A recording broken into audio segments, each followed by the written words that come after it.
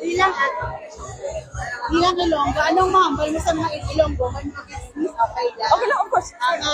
Nangunguna o nagabalandra sa kung ang beauties ang Ilonggo from Iloilo.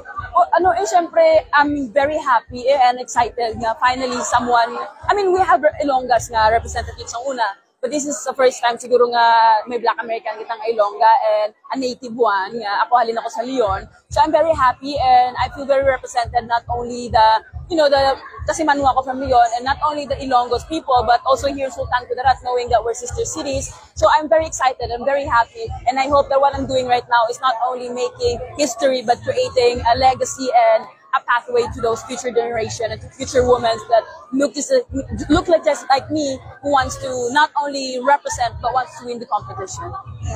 Salamat din. Thank you. Pwede tayo ma-picture sa lang? Ang dali lang. Pwede ba ma-picture dito?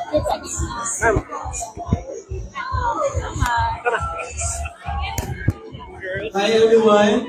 May request all the candidates to please go back here. And lahat po ng ating mga yung candidates na po muna, please. There is a team sa photographers natin.